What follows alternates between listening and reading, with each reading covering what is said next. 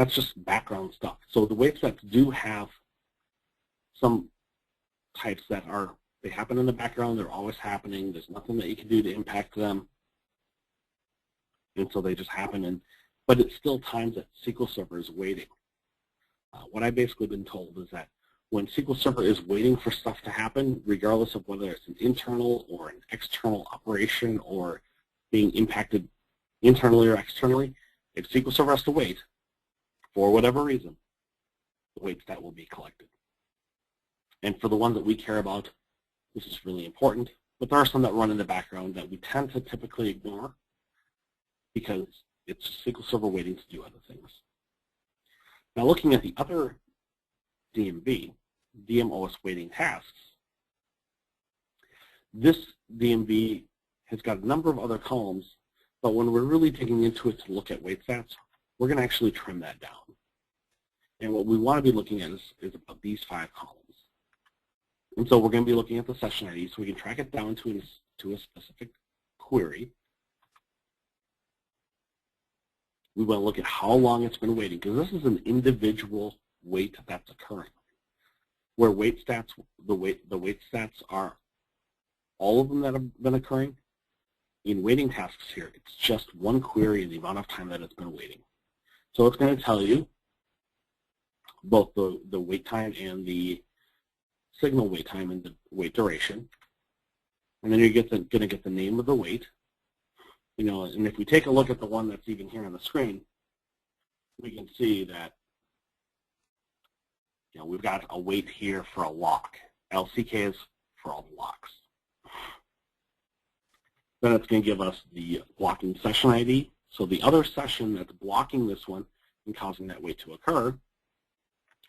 And then if there is a resource that describes why it's waiting, it's going to give you that wait itself. And so with waiting tasks, you get all of that information. You get the blocking if that's occurred, you get the resource, the wait that's causing it to happen, and on a specific session, this can actually rotate between different wait types depending upon what it's waiting for. It may be first waiting to pull up some I/O, then it might be waiting for some memory, then it might be waiting for a wait type, for a lock. And so every time that any of that occurs, you're going to be able to see it within waiting tasks. So let's take a look at these.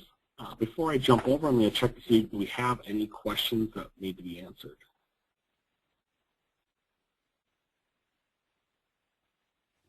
We have a couple here, and I will actually wait till the end because the screen is a little bit small at the moment to see them. I can only see about a half of a line of them. Jason, so there's if there is any that are really... Jason, there's only 2. Do you want to go ahead and knock those 2 out? Sure. Let me see if I can expand this a little bit. Yeah, I can read them to you. Sure. That'd be great. SQL Mickey wants to know, what does the unit of measurement mean? So there's 2 unit of measurements.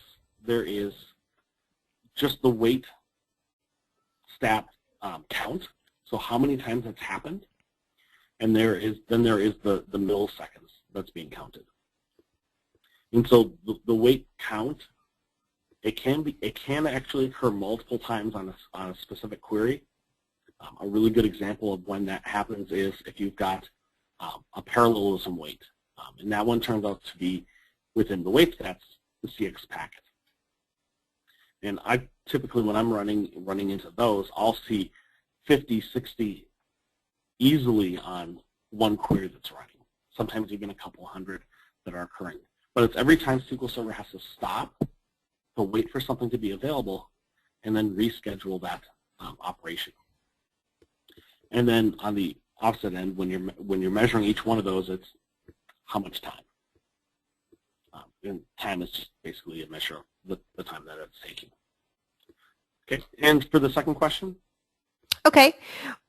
Which are the main wait types that need to be checked from system.dm/os wait stats?